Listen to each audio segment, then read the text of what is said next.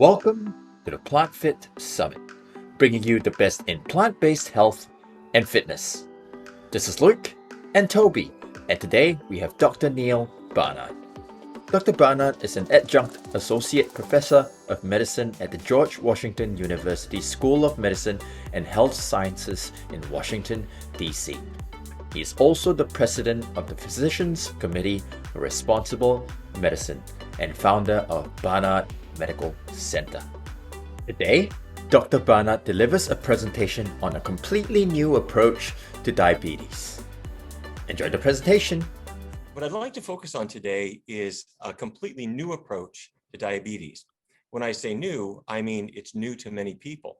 The truth is the research has been going back for quite a number of years to show how this approach can work, and I'd like to share it with you. If you don't mind, I'd like to share my screen. Right, I hope you can see that. Let me start, if I may, by just giving some background about what diabetes is, and then we'll see the role that food plays. And I think you'll be surprised that foods can, in many cases, be more powerful than medications. What we're looking at here is the pancreas. The pancreas is a humble organ right behind your navel, but it has a big job. The pancreas makes insulin. The insulin hormone goes from the pancreas into the bloodstream, and it goes throughout the body, but it focuses on, say, muscle cells, and it arrives at liver cells, and its job is to open up those cells to let glucose come inside. Glucose is a sugar, it's a fuel, it powers your cells, and if you don't have insulin, it can't get inside. So insulin has an important job. Now, let me show you what insulin does. And let me also say that if you're doing something else, if you're texting or talking with someone, let me have your full attention right now, because I want to show you something very important. I want to show you the cause of type 2 diabetes. This purple oval that you see in the middle of your screen, that's a cell. Could be a muscle cell. And muscle cells are powered by glucose. This is a simple sugar that comes from foods that we eat, and it goes inside the cell, and it gives it energy in the same way as gasoline powers your car. Glucose powers your cells. But here's the problem. That glucose builds up outside the cell in the bloodstream. It can't get in. The membrane of the cell won't let it through. It can't get in at all unless you have a key, and that key is insulin. Now, if you're having any trouble seeing these things because there's a photo strip on the right-hand side of your screen, just minimize that or drag it out of the way. That insulin key arrives at the surface of the cell. And when it does, it signals little channels to open up, and they then let glucose come inside. So that's terrific. So the insulin key from the pancreas lets the glucose come into the cell, and the cell has power. What could ever go wrong? Well, what goes wrong is that our dinner looks sort of like that, and our lunch looks kind of like that, and our breakfast looks like that, and we're eating a lot of fatty foods. If you add the fat up, there's a lot of it. So what does that have to do with insulin? The fat from those foods goes into your bloodstream, and it arrives at the cells too, and it builds up inside the cell. These fat particles build up. Now, doctors don't like to use words like fat because it has only 3 letters. So we call it intramyocellular lipid, but that just means fat inside your cells. That fat inside your cells doesn't stop the insulin from attaching, but it stops it from working. The insulin can't do anything. It's attached to the cell, nothing's happening. That cell is what we call insulin resistant. And now the glucose tries to get in, it can't get in, even though the insulin is there. You're insulin resistant, and your doctor says, I'm sorry, your blood sugar is really high. The sugar is not getting into your cells. It's all in your blood. You've got diabetes. What can I do? Well, what if I change my diet so that I'm not eating animal fat at all? In fact, what if I'm keeping all kinds of fat pretty low, so I'm not eating a lot of fried, greasy stuff? That intramyocellular lipid, that fat inside the cell, starts to dissipate. And bit by bit, day by day, As I'm following a healthy, low-fat, plant-based diet, the fat starts to go away. And when the fat is gone from the cell pretty much, the insulin can work again. Instead of being insulin resistant, the cell is now insulin sensitive, and it can allow the glucose to come back into the cell, and everything's great. Is this true? Could this possibly work? Well, look at this. Here's the fat that's in animal products. A lot. Beef, even chicken, fish. We see a fair amount of fat. But look at the plant foods. Very, very low in fat. So I don't necessarily have to cut calories, but if I'm switching from animal products to plant products, there's not much of any kind of fat in the diet. Now, let's walk through the different types. Type 1 diabetes means the pancreas has stopped making insulin. That's due to an autoimmune reaction where the insulin-producing cells are dead. But that doesn't mean that diet won't help. It can still help in many ways because it can reduce the amount of insulin that you need. Type 2 diabetes means the cells are getting insulin attaching, but it's not working. That's what we just saw in our diagram. And then there's another kind called gestational diabetes. When does that occur? It occurs during pregnancy, right? And when a person is no longer pregnant, the diabetes goes away, but it's a sign that type 2 diabetes could be waiting right around the corner. Okay. The current approach to type 2 diabetes at a lot of clinics, unfortunately, is to say, well, I don't know why you can't get the sugar out of your blood, but I guess you'd better just stop eating sugar and don't eat too much carbohydrate in general. So the doctor tells you don't eat too much rice or bread or noodles or things like that. Don't eat too much fruit. And then the doctor also says you need to lose weight, you need to exercise more. So don't eat so much food. And you're going to go to bed hungry every night, but that's what the doctor ordered. And that tends not to work very well. So the doctor at some point will say, this is not working. We need to add medicines. And the doctor adds a medicine called metformin and then adds others. And eventually you might need insulin. Are you happy with this approach? Would you like something better? Well, we can take a lesson from what has happened in Japan. Let's have a look. The traditional Japanese diet is based really on rice. Huge amounts of rice have been eaten for centuries. And diabetes was rather rare in Japan historically. You had the slimmest, longest lived people on the planet. And if you looked at adults over age 40, when diabetes should be common because these people are in their 50s and 60s and 70s, prior to 1980, diabetes was rare, 1 to 5% of the population. But what happened right around 1980, 1990 in Japan? Anybody remember? This is what happened. Fast food chains came in and they said, stop eating rice. Let's have a burger, or let's have cheese. Let's have fried chicken, not just little bits on your rice, but let's have the whole darn thing. And what happened? Fat content of the Japanese diet went way up. Carbohydrate went down as rice was being forgotten. And then by 1990, diabetes was 11 to 12%. What this shows is that getting away from healthy plant-based foods and bringing in the greasy animal products caused diabetes to be much more common. And other things too. People started gaining weight. There was more breast cancer, more menopausal symptoms, all kinds of issues. Even depression became more common. And we believe that some of this had to do with lifestyle changes, including diet. Now, who does better? The Adventist Health Study in the United States did an interesting study. They looked at a large group of people, more than 60,000. These are health-conscious people, mostly teetotalers. They avoided alcohol. They were mostly non-smokers, and they cared about what they ate. However, some of them were meat eaters, and some of them were vegetarians and vegans, and everything in between. So they looked at body mass index. Are you familiar with BMI? It's basically your body weight, but it's adjusted for how tall you are. And a healthy body mass index is below about 25. Some people might say below 23. But in this study, if you looked at the average non-vegetarian, they weren't below 25, they were about 28.8. These are people who ate meat every day. The next group, that's the orange line, these were semi-vegetarians. They ate meat, but less than once a week. They were slightly skinnier, about 27.3. Pesco-vegetarians, what's that? People who eat fish but don't eat any other meat at all, a little slimmer at 26.3. And then lacto-ovo-vegetarians, people who don't eat meat but they have dairy products and eggs. And finally, who's that group over on the right? The vegans. These are not people from the planet Vegas. These are people who don't eat any animal products at all. And they were squarely in the healthy weight group. Now, the reason this was published by the American Diabetes Association was not because of the body mass index, it was because of diabetes. And you saw diabetes, 7.6% of the non-vegetarians, but 2.9% of the vegans.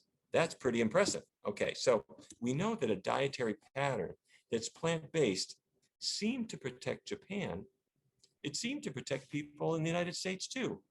So our research team, with the support of the National Institutes of Health, decided to put it to the test. We brought in a large group of people. They all had type 2 diabetes. Half of them went on a plant-based diet. The other half began a conventional diabetes diet. And the conventional diet was limiting calories, cutting calories to lose weight, keeping carbohydrate fairly steady from day to day, and limiting bad fats. So you're not eating a lot of saturated fat or trans fats, the kind that raise cholesterol. The plant-based diet, no animal products, no chicken, no fish, no dairy, no eggs, but lots of vegetables and fruits and whole grains and beans and all the wonderful foods that come from them. Also, minimizing oil. So sometimes that meant learning a few new cooking techniques to keep the oils low. And I know what you're thinking, aha, if there's no animal products and I'm minimizing oils, that fat might be coming out of my cells. Okay, stay tuned on that. The third step was we used the glycemic index. Now don't get confused by this. A high glycemic index food is something like sugar. If I have sugar, my blood sugar is going to rise pretty quickly. However, if I have natural fruit that has the natural sugars in it, my blood sugar doesn't rise so fast. The fruit is lower glycemic index, whereas sugar is high glycemic index. So that was it. The plant-based diet, no animal products, minimize oils, favor the low glycemic index foods. Okay, so to cut to the chase, what we tracked was hemoglobin A1C. And if you have diabetes, you want it below 7 because that's an indicator that your body is handling sugar very well and your blood sugar is never rising really high. The red line here is the people on the conventional diet. They did well. Their A1C dropped by about 0.4 absolute percentage points, and that's very good. The vegan group, though, dropped by 1.2 absolute percentage points, or maybe even a little bit more. That's the blue line here. That was really impressive.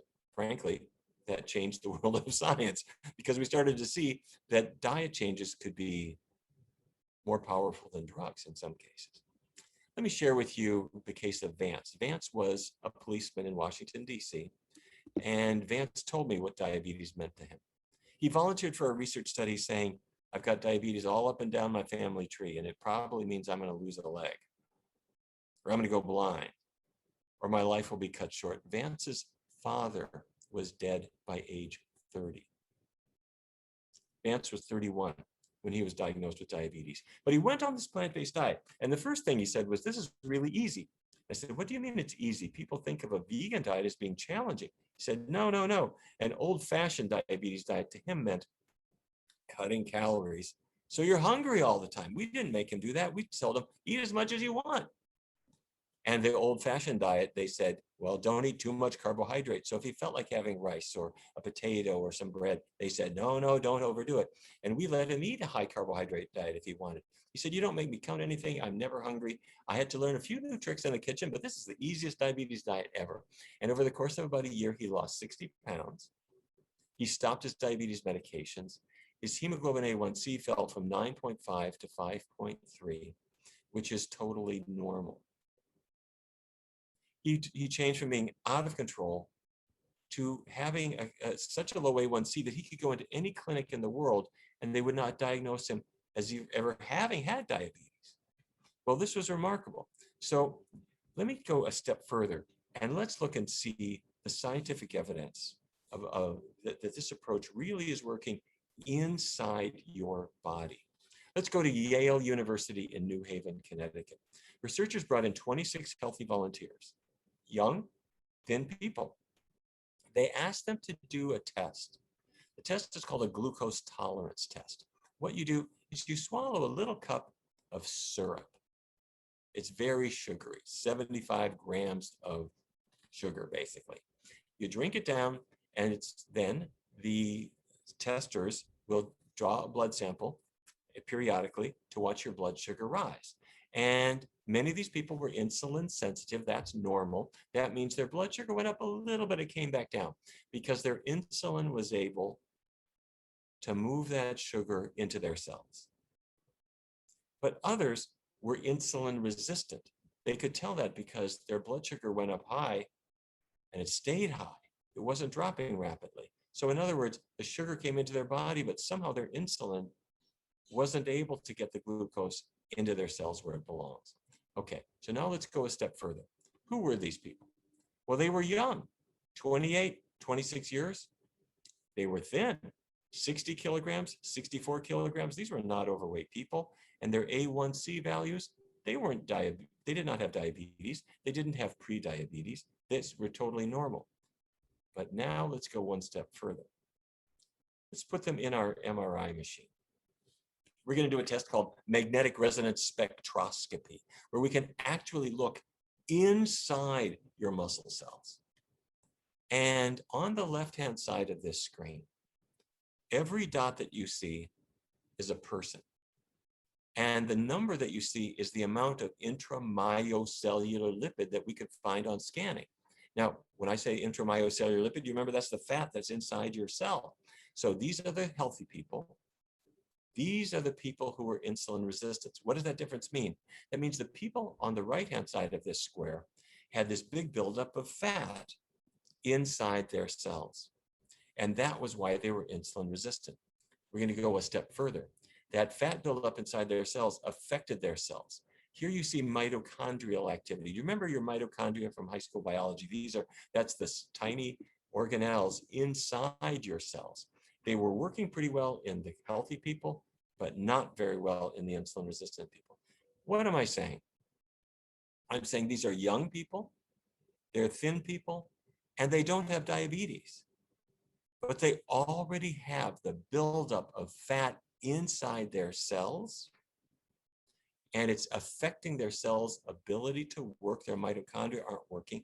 Their mitochondria can't take fuel and make energy out of it, and they won't have diabetes for another 10 or 15 years, but the process has already begun. The buildup of fat inside the cells from cheese, from chicken, from fish, from beef, from eggs, from greasy things causes insulin resistance, and it causes our cells not to function. So what's the right prescription for type 2 diabetes? Avoid the animal products. If I do that, how much animal fat is in my diet? There isn't any.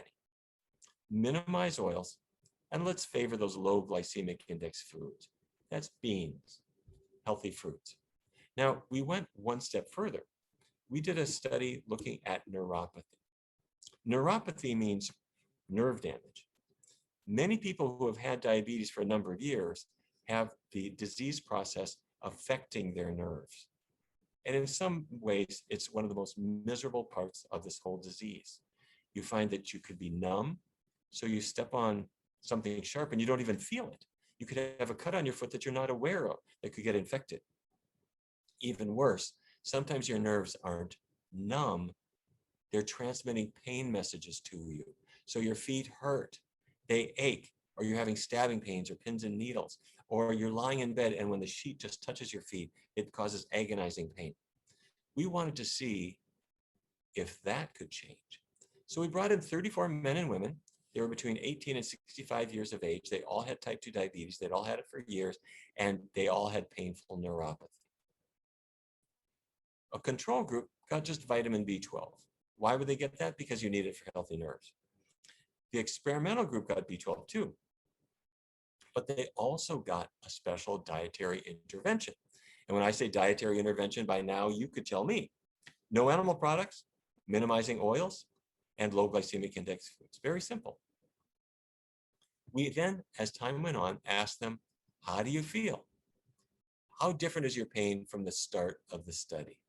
Was it no change at all, or were you a great deal better? And in the control group, people rated it about a 3. Well, I don't know, I'm a little better. But the control group rated it about a 5. I'm moderately better in a very short period of time, just a few weeks. But then we wanted to do a more objective test. And to do that, we measure something called the galvanic skin response. The nerves in your feet and the nerves in your hands control the perspiration that you have. And using a metal plate, we can actually test your nerve function very quickly, very easily, and totally objectively. And what we showed is in the control group, it was continuing to get worse. That's the tan line. That's what happens with neuropathy. It gets worse and worse and worse. In the vegan group, that's the green line, it started to get better. And there were some people where the neuropathy was, for all intents and purposes, gone. Okay, so plant-based diet is great, not just for diabetes, but for its complications. Now, diabetes has been in the news lately more than ever before, and that's because of the coronavirus. When the coronavirus emerged in China at the very end of 2019 and early 2020, researchers noticed there was a particular pattern where they looked at a large group of people, those who did not have diabetes. There was a risk of dying of COVID-19, but it was nothing like the risk for people who had diabetes. People who had diabetes and they got COVID were much more likely to die of the disease than people who did not have diabetes but got COVID. But it wasn't just a question of whether you had diabetes. It was also a question of, was your diabetes under control or not? If it was under poor control, that's a hemoglobin A1C of 8.1%, the risk of dying of COVID-19 was 11%. But if it was under good control, with an A1C not much lower, about 7.3%, mortality was cut to 1%. Moral of the story, if we can tackle diabetes, we do a whole lot more than just get our blood sugar down. We do a whole lot more than protecting our nerves and protecting our heart. We might be saving our lives. Okay, now there's been an unusual twist on this, and this came much more recently. Diabetes started to appear in people who had COVID-19. They entered the hospital, they were coughing, they were very sick. Nobody thought they had diabetes. It wasn't one of their diagnoses. But as time went on in the hospital, their blood sugars started to rise. It was as if the disease was somehow causing diabetes. Well, there was a meta-analysis done that I want to share with you.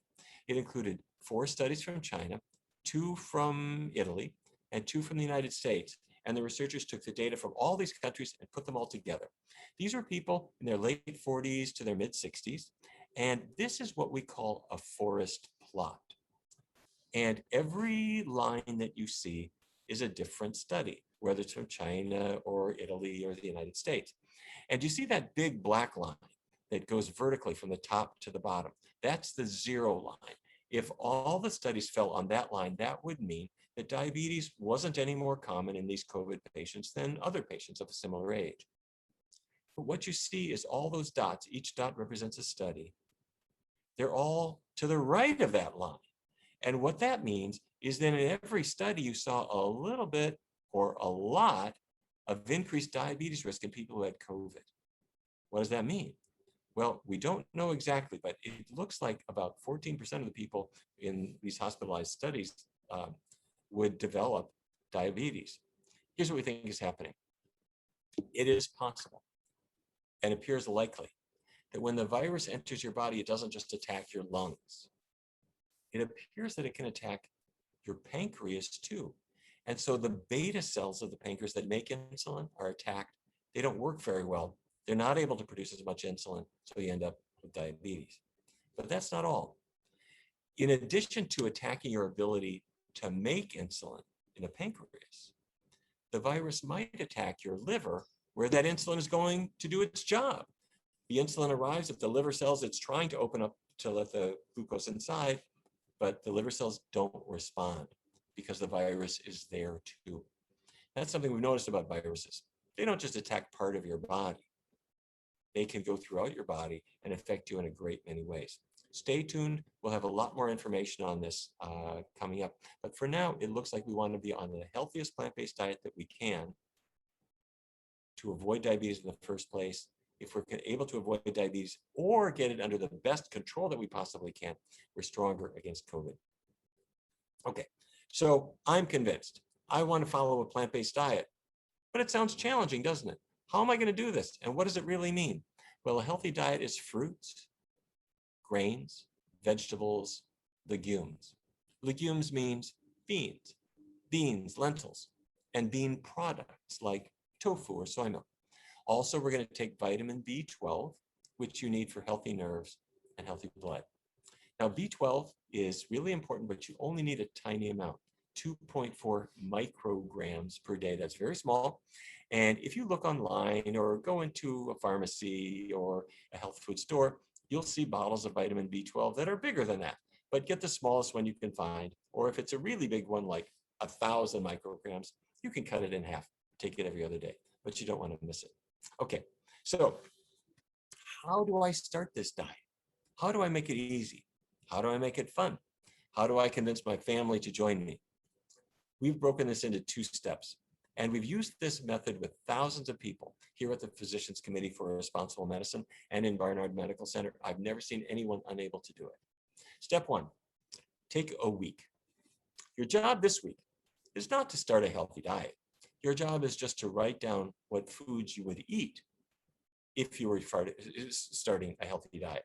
So let's say you're beginning your diet, or you're thinking about beginning your diet. Take a week and fill out a piece of paper.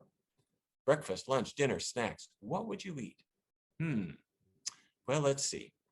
Normally I wake up in the morning, let's say here in Washington, D.C., and I have cornflakes with cow's milk. That's not good. Cow's milk is an animal product. It's not vegan, but almond milk would work, or soy milk. Okay, I might have oatmeal porridge and I could add blueberries. I have sausage, but that's not vegan. I could try the veggie sausage. The whole idea here is just to find your list. Everybody has their own favorites. You see what works for you. Move on to lunch, move on to dinner, move on to snacks. Everybody has their own choices, but you take a week, fill out your list. And then after you have a list, and you're going to have a great list after 7 days, now step 2 is to take 3 weeks. And during these 21 days, we're going to go vegan, 100% vegan for 21 days straight. Now that's surprisingly easy because, frankly, you can do anything for 3 weeks. And secondly, you already have your list because you already figured out which foods that you like, and many of them are already on your shelf. And if we do it all the way for 3 weeks, now we're going to see how it actually works for us. At the end of that time, 2 things will have happened. The first is you're going to have some weight loss, your blood sugar's coming down, you're feeling better, your energy's better, your digestion is better. If your family members are eating with you, they're saying, hey, I've lost some weight too. But the second thing is, apart from these physical changes, you'll notice that your attitudes about food change. You don't feel so hooked on cheese or chicken. You kind of forgot about them because you've discovered healthier tastes. And that's a beautiful thing because now you have momentum and power. And if you keep going, the benefits continue to become much more solid and your tastes go toward new foods, new recipes, new websites, new films, all kinds of things that help keep your health journey going in the right direction. So let me stop here, but I just want to say a big thank you. Luke and the team have done such a fantastic job of sharing information with people to help them to change their lives personally, but also to share this information with everybody in their life. They'll never know how many lives they've saved, but I guarantee you it's an enormous number. So thank you for letting me be part of this process. Wow, amazing stuff, Dr. Barnard. And I really love how you've just synthesized and extrapolated complex science and studies into bite-sized lessons for everyone. Thank you very much. And this is the first time in my life I've actually seen 2 steps to a plant-based lifestyle. That's amazing.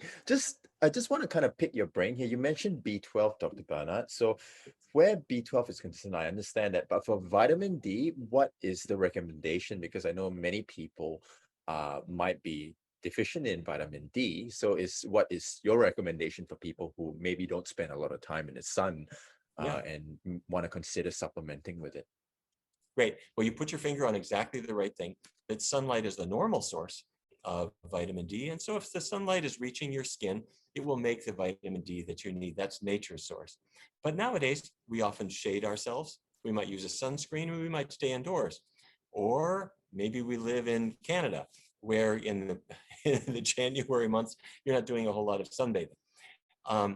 Many people will be eager to take a supplement of vitamin D, and doctors would say that's a good idea at about maybe 2,000 international units per day.